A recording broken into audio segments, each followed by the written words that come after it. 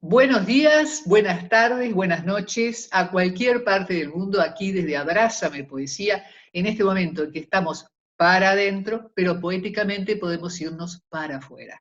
Y siempre lo hacemos acompañados de un poeta. En este caso estamos hoy con Marion Bregenfeld. ¿Cómo estás? Hola, ¿qué tal? ¿Cómo estás, Silvia? Bueno, Muy me bien, alegro por mucho de que suerte. estés aquí con nosotros, que nos podamos comunicar en este mundo que estamos todos ahora en el éter. Absolutamente. Éter me encantó esa palabra, es una palabra Es una palabra bella. de otra época, pero No, pero es perfecta. bueno, me alegro que El así espíritu. el espíritu, exactamente. Sí. Bueno, María, nosotros siempre hacemos una propuesta al invitado de que él se presente a través de dos verbos, ser y estar. ¿Quién Ajá. sos y en qué estás? A ver, soy poeta. Eso implica, realmente, o sea, implica un montonazo de cosas. Implica una mirada, una forma de vida, una elección, un montón de cosas. Y estoy, no sé, aquí ahora estoy atravesando el coronavirus, estoy tomadísima como estamos todos nosotros probablemente, por este momento en la historia que no sabemos, ¿no? Es como tomada por la incertidumbre del momento, que es lo que más fuerte ¿no? Me parece que nos pega como humanidad, o sea, muy tomada por todo lo que eso significa, es como una flor que abarca un Comprendo. montón de... eh, estoy, eso es un montón. Sí, sí, claro. Nuestra invitada es licenciada en letras, especializada en literatura latinoamericana y además es periodista, escritora, editora, astróloga. Bueno, yo voy agregando algunas cosas más para que podamos darnos una idea en qué mundo estamos entrando de a poco. Como En el siempre, en el mundo, en el mundo Bregenfeld. Para entrar al mundo Bregenfeld vamos a tomar una poesía de Marion, porque generalmente leemos una poesía al principio del programa para entrar en este clima. Y yo elegí dos, pero vamos a empezar por Debut. Debut dice algo así: salí de corto, de violeta, de golpe, ya no quiero volver. Al parque, un camino de miedo, bancate, princesita idiota. Salí muy maquillada, a lo que venga. Les voy a demostrar, tienen culo Los Ángeles. Este maldito invierno me parte en dos. De el libro Strip, primer premio nacional Macedonio Fernández. Así que bueno, así entramos en el mundo Bregenfeld y entonces, ¿por qué elegir desde la palabra la forma poética para expresarte artísticamente, emocionalmente, personalmente? ¿Por qué la poesía? Apareció cuando era muy chica y tal vez porque es lo más próximo a la música. O sea, yo me desarrollé, crecí en un ambiente en donde mi viejo escribía poesía y después era productor de música, como que la música latinoamericana siempre me rodeó bastante. Y es una palabra, la poesía es una palabra musical y concentrada.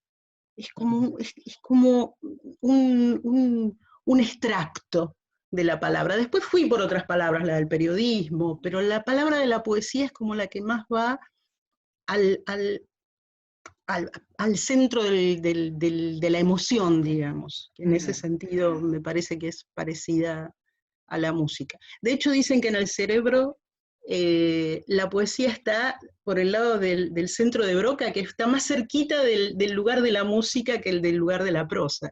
Comprendo. Ahora, entonces decís que un poco la poesía te encontró y la buscaste debido a una particularidad de tu biografía. ¿Y cuáles han sido, digamos, aquellos maestros espirituales dentro de la poesía que tenés presentes aún hoy, ¿no? A veces uno tiene esa lectura de la Y infancia de la poesía. empecé muy chica a a leer poesía, no sé, empecé a leer a Neruda, empecé a leer a los españoles, a los poetas de la guerra civil, o sea, eso es como que fue bien mi base, junto con todo lo que podía ser los boleros, las canciones de amor, las telenovelas, o sea, y hubo como un cruce ahí, como un cruce entre lo oculto, entre la alta cultura, digamos, y la cultura popular. Te hablo de muy chica. Y después, bueno, cuando fui estudiando, me fui apasionando, fui abriendo por ahí otras lecturas, pero siempre está como esa sonoridad de la canción y del bolero y de la canción latinoamericana muy en la base de lo que me interesa escribir, qué sé yo, después uno. ¿Hay algún tema o temas que se han ido repitiendo a lo largo de tu escritura poética? Bueno, tal vez no hay tantos temas para la poesía, ¿no? El amor, la sexualidad, la muerte, toda esa mirada existencial, ¿no? En eso que los poetas nos parecemos un poco a los filósofos, pero dicho de otra manera, digamos, Claro. esa mirada como existencial del mundo, pero miramos como lo más tangible, y en los elementos más cotidianos y más tangibles a veces encontramos el universo, como pasa un poquito con la astrología también, ¿no? Es como que uno busca, wow, ese sentido de la existencia. Y después, bueno, la política, la historia, la adolescencia, la infancia, bueno, esos son los ¿Vos fantasmas. considerás un poco ante la explosión como forma expresiva de la poesía en la última década y donde los sistemas digitales han ampliado geométricamente esta presencia, ¿hay reglas en la poesía? ¿A qué te referís con Reglas como reglas? diciendo, hay ciertos principios para la escritura poética que uno debiera por lo menos comenzar a practicarlos y luego, si quiere, destruirlos.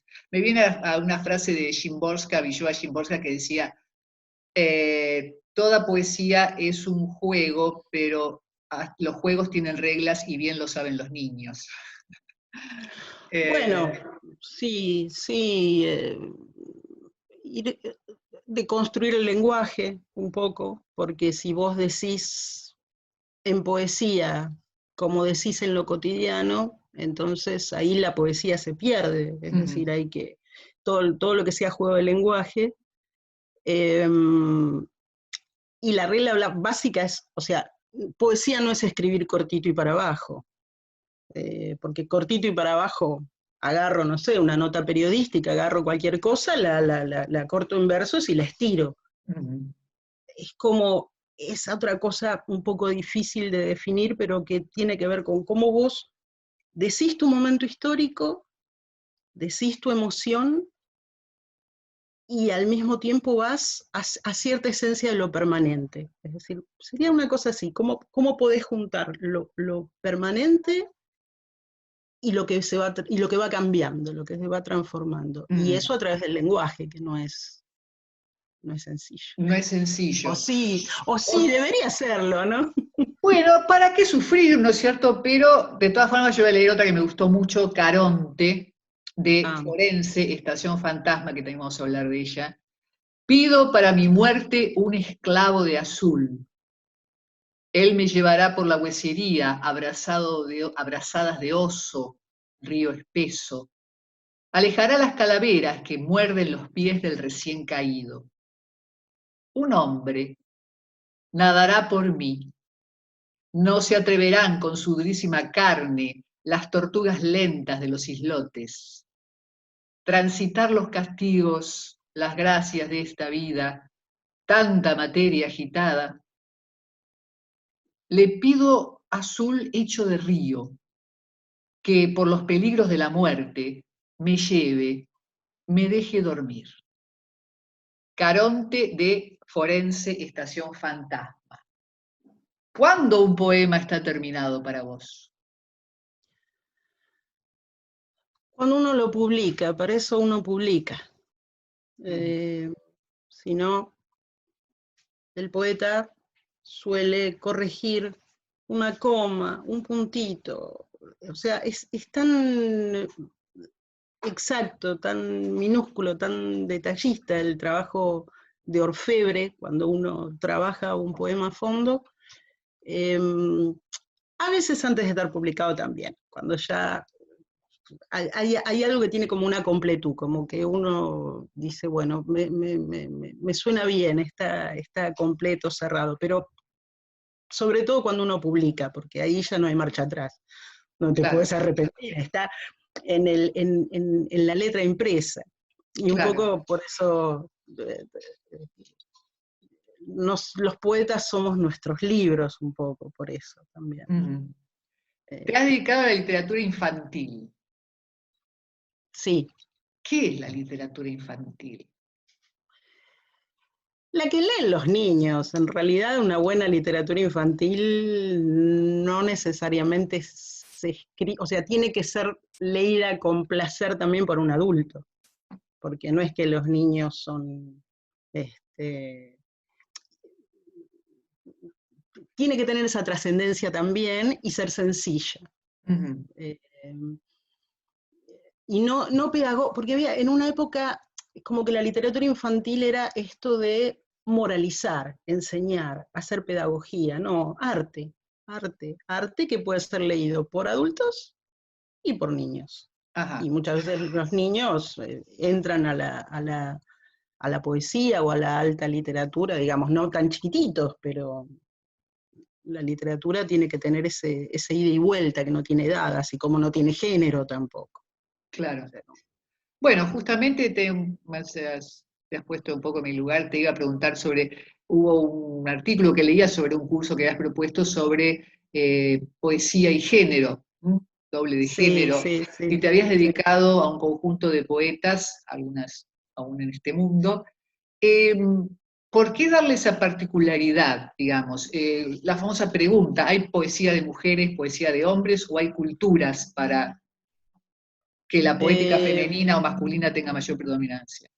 No, me parecía, o sea, es interesante sobre todo porque algunas poetas de argentinas, que es a la que me dediqué de determinada época, no han tenido el mismo lugar social, la misma posibilidad de presentarse en la cultura que los poetas varones, porque bueno, la paridad de géneros también en la cultura viene siendo trabajosa. Es decir, vos veías cuando se inauguró la SADE, por ejemplo, Ajá. no figuraba ninguna mujer ahí en el directorio, ni las que iban, qué sé yo. Alejandra aparecía por ahí cada tanto, pero no es que estaba dentro de los fundadores, no hemos sido históricamente las que tuvimos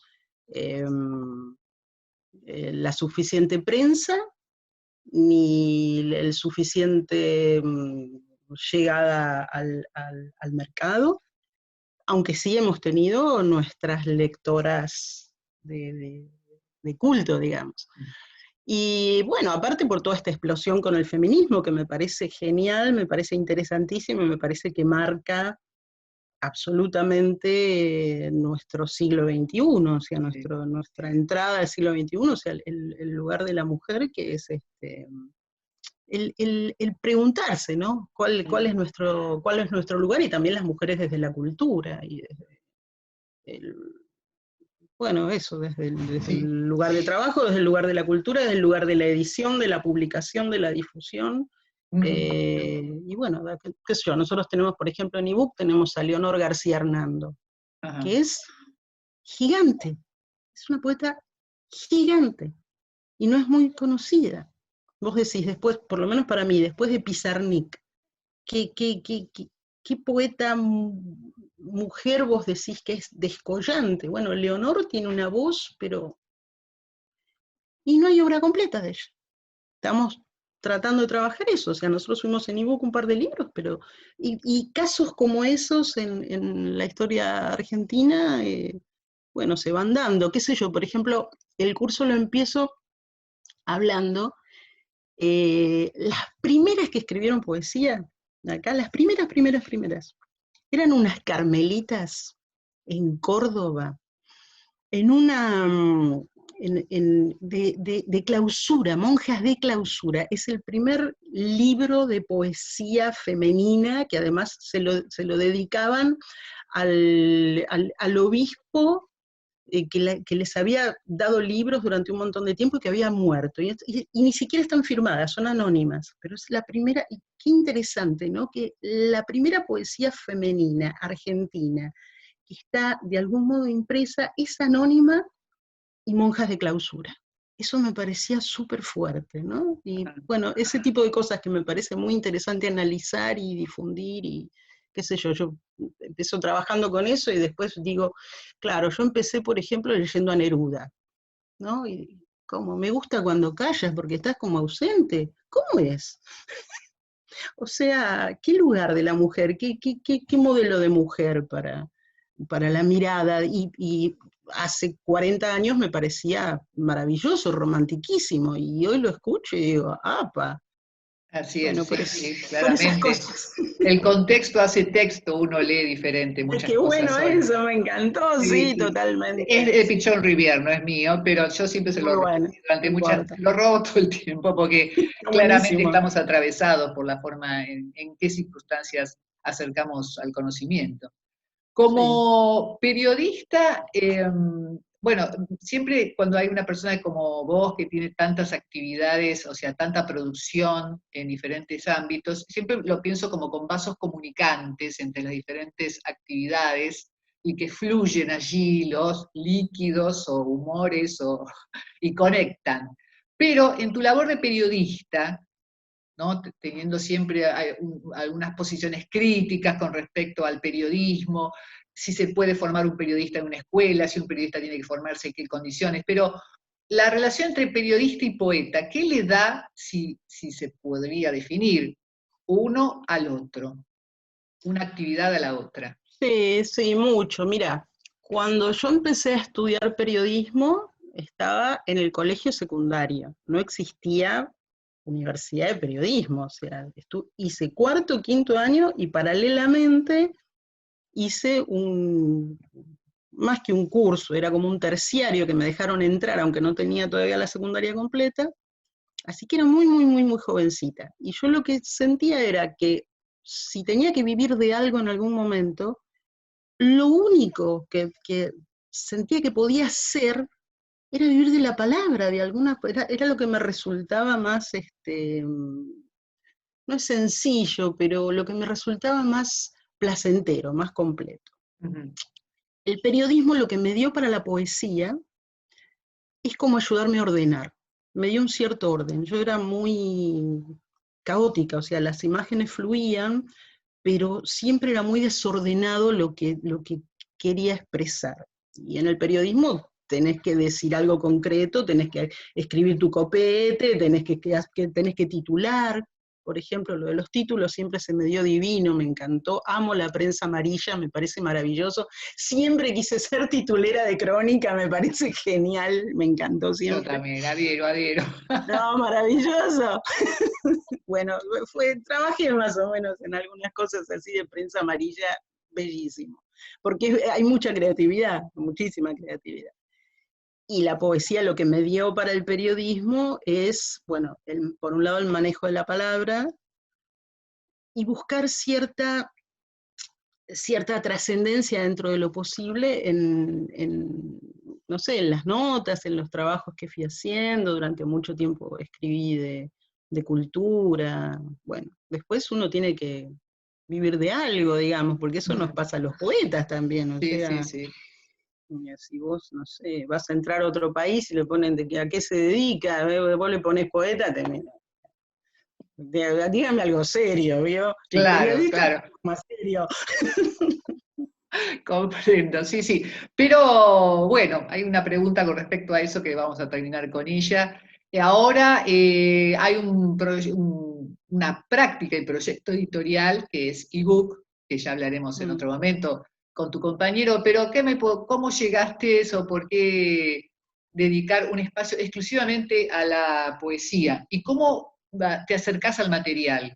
Además de tus gustos, digamos, si hay algún procedimiento de investigación para acercarse al material. Sí, a ver, ebook nació hace poco más de 5 años. Eh, bueno, yo hacía tiempo que era licenciada en letras, daba clases, todo eso, y Ramón Fanelli, mi compañero, es es un hacker maravilloso, maneja las redes de un modo impresionante, y yo me puse a hacer un curso porque aparte me encanta siempre ir estudiando, viendo cositas, y hice un curso de bibliotecas comunitarias. Entonces, haciendo el curso de biblioteca, recorrimos en un momento las bibliotecas más importantes de Capital, y yo decía, ¿y poesía? Y por ahí tenías algún poeta mezclado con todos los demás, pero no tenías ni siquiera un anaquel de poesía clarito. O sea, poesía no solo no tenemos una biblioteca pública, ni siquiera tenemos un espacio concreto, bien nutrido de poesía ni nacional, ni internacional, ni nada. Eh, entonces empezó con una pregunta, y justo fue un momento en el que Ramón estaba trabajando mucho todo el tema de los EPUB, de, de, Ah, de, de cómo armar EPUB, de cómo esto se lee en las redes, de las bibliotecas abiertas, del hacer los libros. Entonces, bueno, primero dijimos, bueno, ¿cómo se podría hacer una? Porque es esto que nosotros decimos, los poetas cuando editamos tiradas chiquititas, entre 300 y 500 ejemplares, más que eso es rarísimo. Y entonces, después de que se lo repartís, no sé, a los amigos, a los que leen poesía, por ahí alguna biblioteca con suerte en algún lugar del planeta te pide un ejemplar, pero después eso eh, se pierde, o sea, no tiene ni lugar físico ni lugar en el éter. Entonces dijimos, bueno, a ver si pensamos primero en una biblioteca física, lo cual era económicamente insostenible. Y dijimos, bueno, existe toda esta tecnología, y, y entonces, bueno, empezamos a ver cuáles de los poetas contemporáneos argentinos nos parecía que podían estar, aparte, bueno, tenemos como un grupo también, un grupo que nos asesora, donde hay como lectores también para esto. Y bueno, y empezamos así, haciendo libro por libro, amorosamente, no sé, Laura Yazán, Leonardo Martínez, García Hernando, ¿no? O sea, Andrada, Hernán, qué sé yo, fuimos como recorriendo por distintos poetas que sí, que nos, nos, nos gustan, nos emocionan, nos parecen alta poesía, y que además es un crimen que esa poesía se pierda. O sea, la idea era esto, que circule, que, que, que se revitalice al circular por la red, porque de hecho esto es realmente exponencial, o sea, cada vez hay más lectores, más consultas para estos libros que están subidos en ebook. Eh, y que sobreviva, que perdure la palabra de, de, de, de toda esta tribu poética, por lo menos la cercana, la que conocemos, la que podemos ir uniendo, bueno, que esa palabra perdure, crezca, alimente a futuros poetas, que no se pierda. Ese era el deseo. ¿Qué es el deseo profundo que todos los poetas tenemos con respecto a nuestra propia obra también, ¿no? O claro, sea, totalmente, sí, sí. si uno escribiese para, no sé, no es la mirada monetaria capitalista, sino uno se dedicaría a otra cosa.